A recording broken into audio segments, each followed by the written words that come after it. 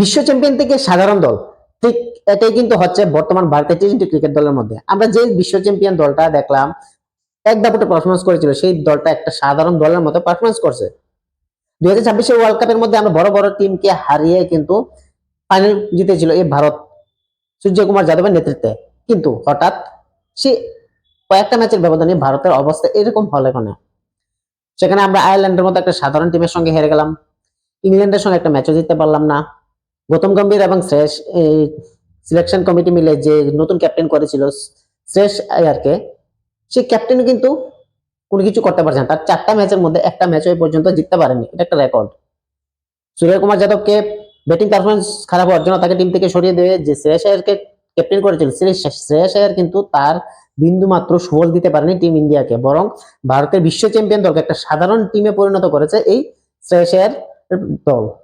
তাহলে কেন এই মনে হচ্ছে? কোন কোন কারণে ভারতের আজকে এই অবস্থা? যে টি-20 দল পরপর 2বার বিশ্ব চ্যাম্পিয়ন আমরা বলতে পারি, back to back world cup champion মানে সাধারণ কথা নয়, এটা ইতিহাসের মধ্যে প্রথমবার কোন দল টি-20 ওয়ার্ল্ড কাপের মধ্যে ব্যাক টু ব্যাক চ্যাম্পিয়ন হয়েছে, যেটা ভারতীয় দল। কিন্তু হঠাৎ কি হলো যে আয়ারল্যান্ডের সিরিজের পর থেকে একটা সাধারণ টিম মতো আমরা দেখতে পাচ্ছি ভারতীয় টিমকে।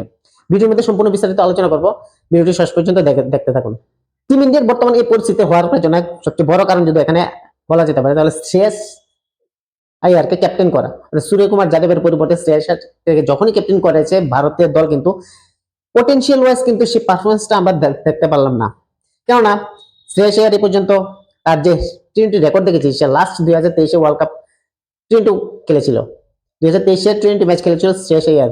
তারপরে ডাইরেক্ট তাকে ক্যাপ্টেন বানিয়ে দেওয়া হয়েছে সিলেকশন কমিটির মাধ্যমে। একটা সূর্যকুমার যাদব একটা ওয়ার্ল্ড কাপ চ্যাম্পিয়ন ক্যাপ্টেন, তাকে কোনো রিজন ছাড়াই কিন্তু সেখানে বাদ দিয়ে দেওয়া হয়েছে।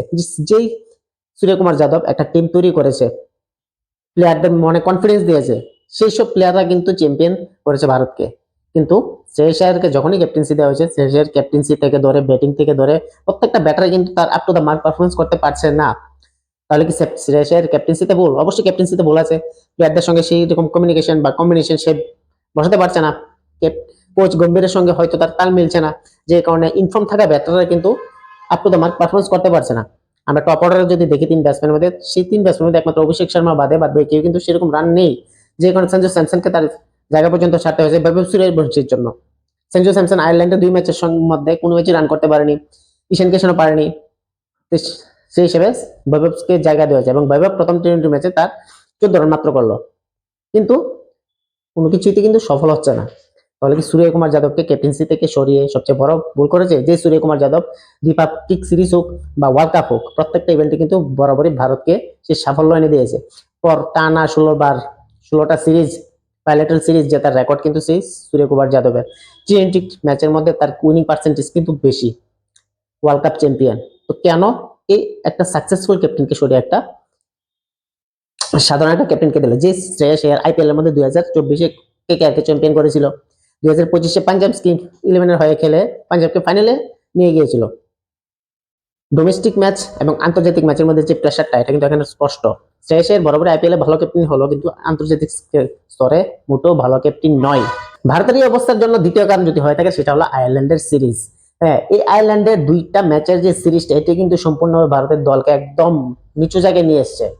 যে দল টপে ছিল, বড় বড় টিমকে পাত্তাই দিত না, বড় বড় টিম ভারত থেকে শেখার কথা বলছিল, সেই আয়ারল্যান্ড কিন্তু ভারতকে আসল জায়গা দেখিয়ে দিল, দুর্বলতা দেখিয়ে দিল।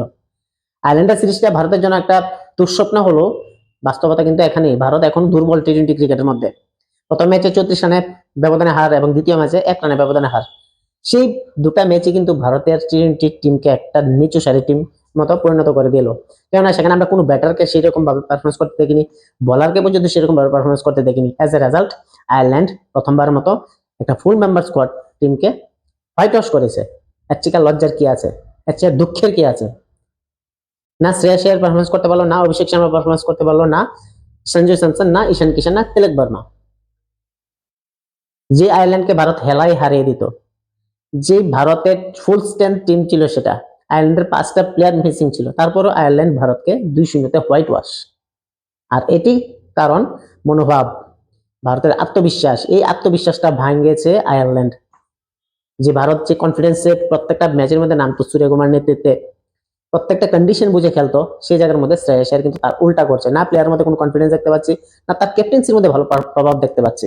তার কারণে কিন্তু আয়ারল্যান্ড সিরিজ এভাবে 2-0 হেরে ভারতের বর্তমান অবস্থা এরকম। ভারতের এই হারের পেছনে শ্রেয়াস আয়ার ক্যাপ্টেন্সি কিন্তু কম দায়ী নয়।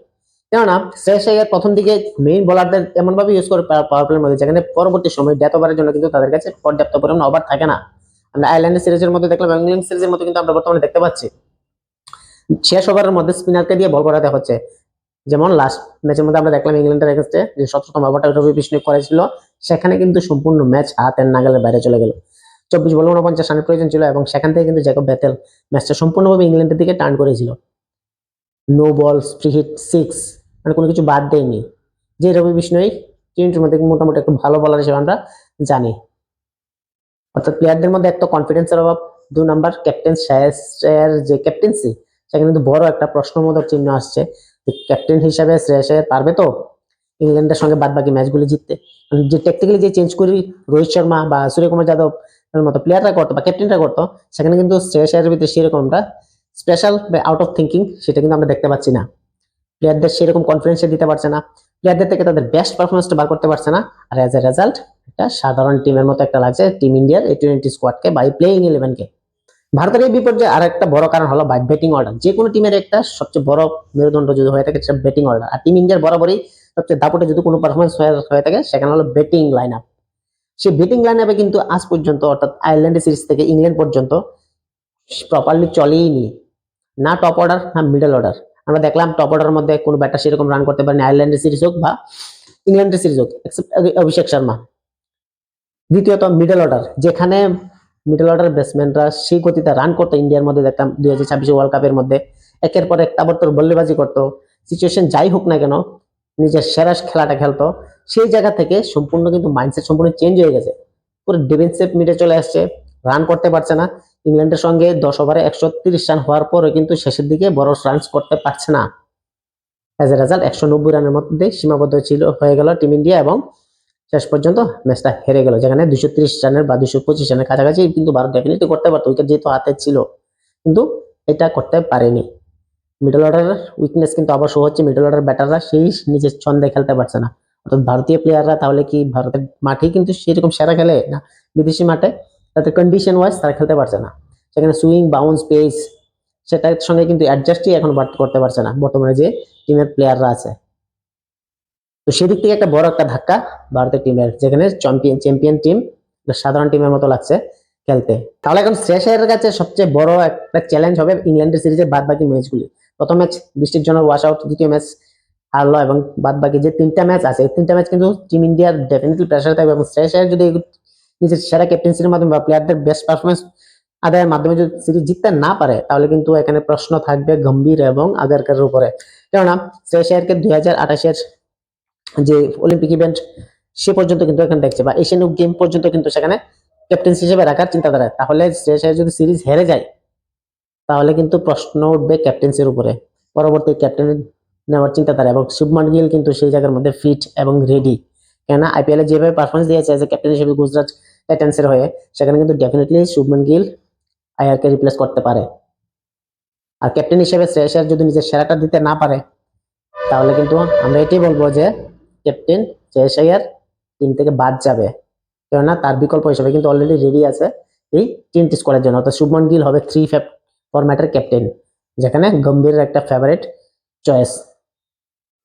তো আপনারা কি বলেন, ক্যাপ্টেন হিসেবে শ্রেয়াস আয়ার কি পারবে ভারতকে আগামী ম্যাচগুলি জিতাতে, বা সে নিজের সেরাটা দিয়ে টিম ইন্ডিয়াকে সেই আগের গৌরবময় জায়গা নিয়ে যেতে পারবে, নাকি পারবে না? না তার নিজের ক্যাপ্টেন্সি থেকে নিজেকে সরিয়ে দেবে সিলেক্টররা? না শুভমান গিল টিম ইন্ডিয়ার নতুন ক্যাপ্টেন হবে টি-20 ক্রিকেটের টিমের? কমেন্টে জানাবেন। ভিডিওটি ভালো লাগলে অবশ্যই চ্যানেলটি সাবস্ক্রাইব করবেন, লাইক করবেন এবং নিজের মতামত ব্যক্ত করবেন। ধন্যবাদ।